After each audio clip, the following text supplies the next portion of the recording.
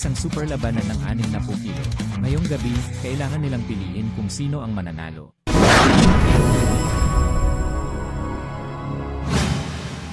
Inandayahan namin ang blue side player na si Tommy mula sa Netherlands.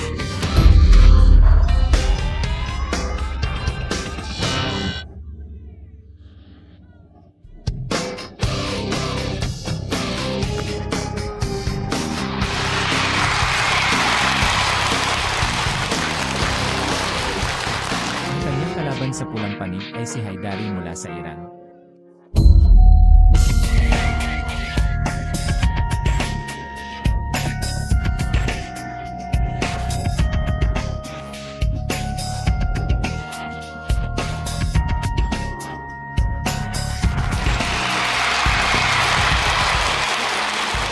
Una, ipakilala ko ang asul na side player na si Tommy Dickman. 26 taong gulang, taas 163 cm. Profesional na record, 32 tugma, 24 panalo, 1-0 pos. Nakaharap niya ang isang pulang side player, Haidari. 25 taong gulang, taas, 174 cm, 85 labanan, 74 panalo, 23 pos.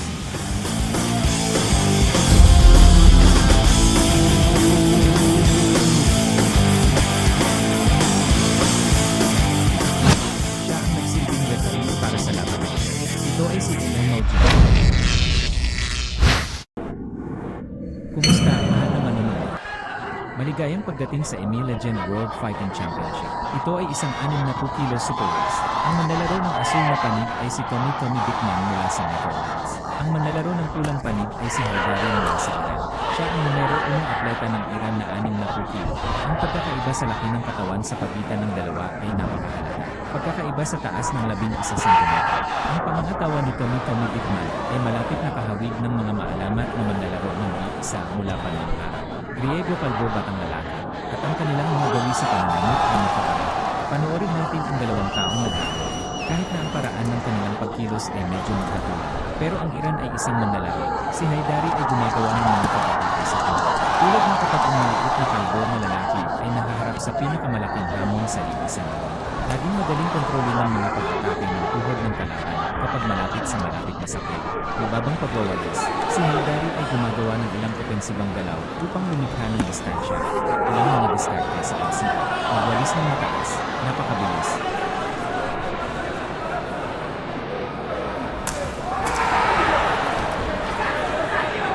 Ang Tommy Dickman na ito ay mabilis na sumalungat sa kamalayan. Sa kasamaang palad, napakabilis ng pagkilos ng kalaban.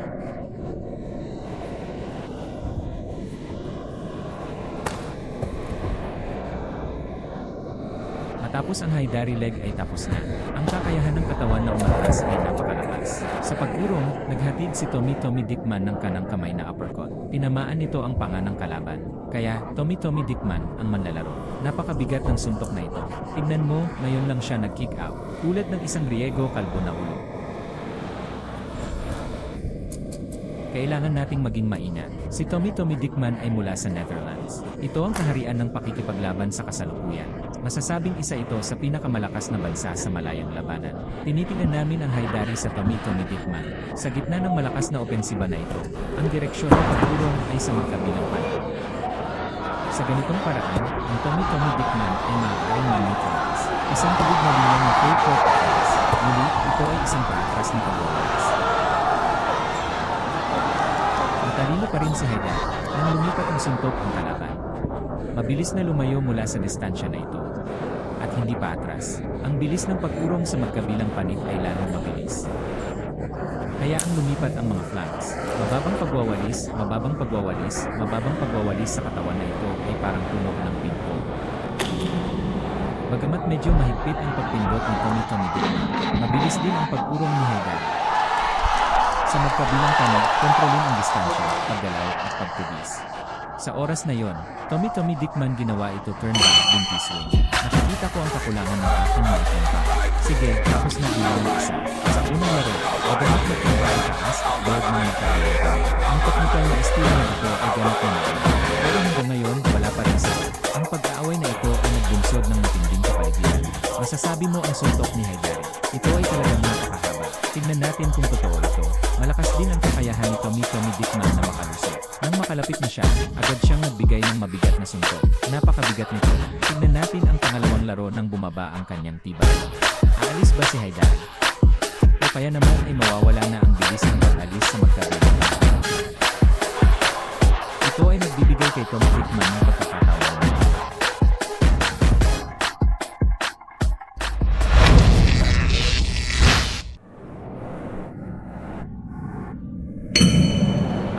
Kalamnan ni Tommy Dickman ay malinaw na ginagawang napakabigat na punching pick niya, mga kamay. Ang estilo ng maliit na paglukso ay katulad din ng Griego Calvo na ulo. Ito ay isang mataas na antas ng pagwawalis na may pagbabago ng linya. Sa totoo lang, sa palagay ko ang dalawang manlalaro ay may pagkakataong makabagsak ang isa't isa sa laban. Kumalikod at iugoy ang iyong mga.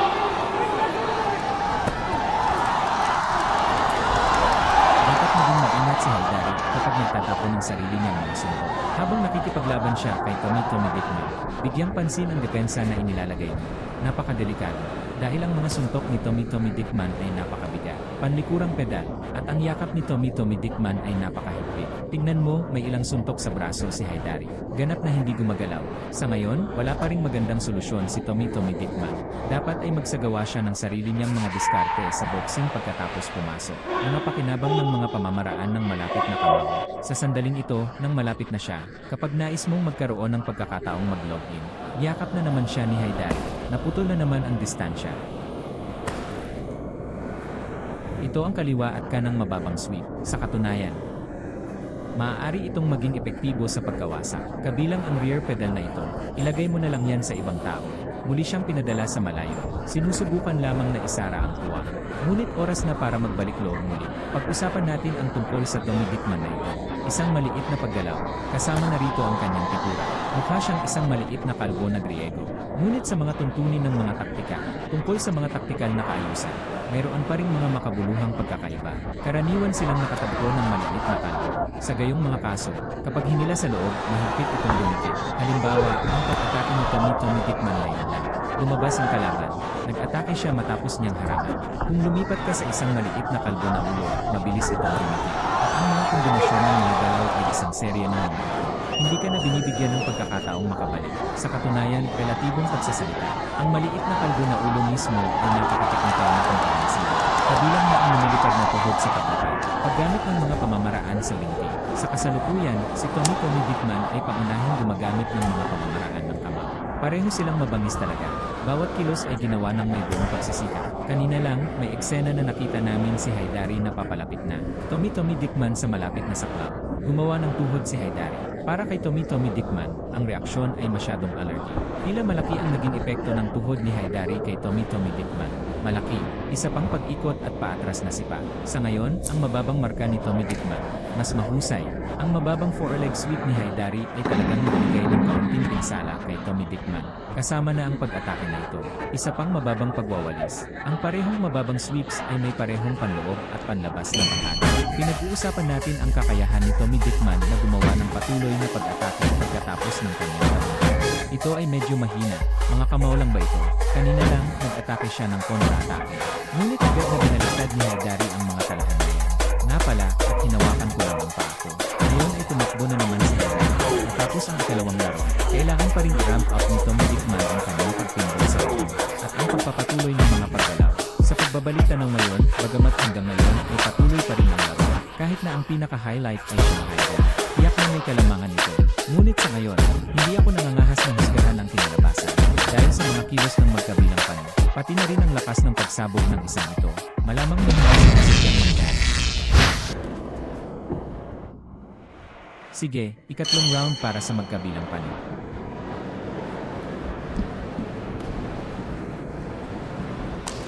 Pagkatapos ay magpatuloy sa isang front hand at isang mababang pagwawalis.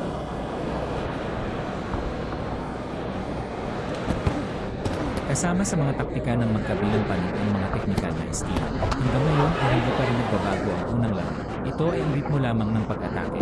Baka na-adjust na lang ang dalas ng pag-atake. Isa pang pabalik na sipa. Ang pag-ikot at pabalik na sipa at pag-atake ng tuhod ni Haydari. Para sa Tommy Dickman na ito sa proseso ng opensiba, ang epekto na ito ay talagang makabuluhan. Dahil dito ay lalo na nag-ingat si Tommy Dickman. Aksidente yun. Nagkataon na tumama ito sa singil. Ayon sa mga patakaran, si Tommy Dickman ay nakakakuha ng 5 minutong pahinga.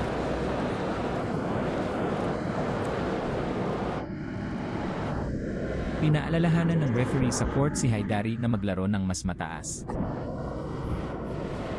Sa puntong ito, nagpalitan ng suntok ang magkabilang panig. Bihira ito sa mutual strikes. Pero tingnan mo, tinamaan nito ang ulo ng kalaban. Para sa paggalaw ng ulo, halata ang suntok ni Tommy Dickman. Mas mabigat. At nang makipagpalitan ng mga suntok si Tommy Dickman, bumaba na may mabigat na suntok na darating pagkatapos ng pangyayari. Sa labas ng court, mukhang napakalakas niya.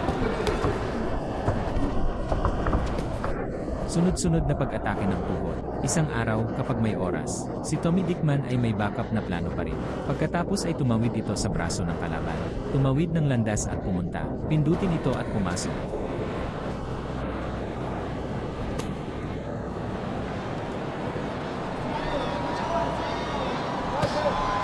Hanggang ngayon, si Tommy Dickman ay nasa ritmo ng pagsalita. Dapat itong mapabilis ng kaunti pa. Gamitin ang paggalaw na ito sa iyong sariling bilis. Kailangan mong makapasok ng mabilis. Hindi dapat mag-slow down si Tommy Dickman sa sandaling ito. Kapag bumabagal na ang bilis, kanina lang may front push. Sinipa si Tommy Dickman sa ulo. Kapag bumabagal ang takbo, isang matangkad na manlalaro, maglalaro ka ng mas maayos. Kailangan mong lumipat. Sa totoo lang, ganito ang hitsura. Gayon din sa mga laban sa boxing. Tulad ni Tyson, si Tyson ay nasa isang mataas na antas. Kabilang sa mga mabibigat na tingin, 1.8 metro lang ang taas niya.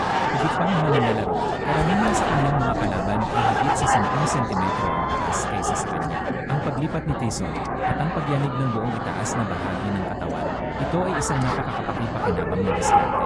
Ang lahat ng bagay ay tungkol sa paglipat ng mga hakbang, paggalaw sa bilis at dalas. Mas matangkad pa sila kaysa sa kabilang panig. Isa na rito ang paggalaw ng katawan. Ang pangalawa ay ang pag-alog ng katawan. Tutulungan ka nitong maayos na maabot ang distansya na iyong naranasan. Ito ay isang pagbabago ng linya sipa. Sipain ang iyong binti pa. Sa ngayon, tila kahit na si Haydari ay umaatras pa. Ngayon, paulit-ulit na ng hulog si Tommy Dickman. Pero si Tommy Dickman ay talagang napakatatag. Tingnan mo, ito ay isang rear pedal na lamang. Sinipa sa magkaroon ng braso. Halos hindi gumagalaw. Walang tugon. Sige, tapos na. Tignan ang 3 laro bilang kabuuan. Ang Haydari na ito ay may kaunti pang mga puntos. Bukod dito, sa 3 larong ito, itsansa pa rin ang magkabilang panig na talingin ang kanilang mga.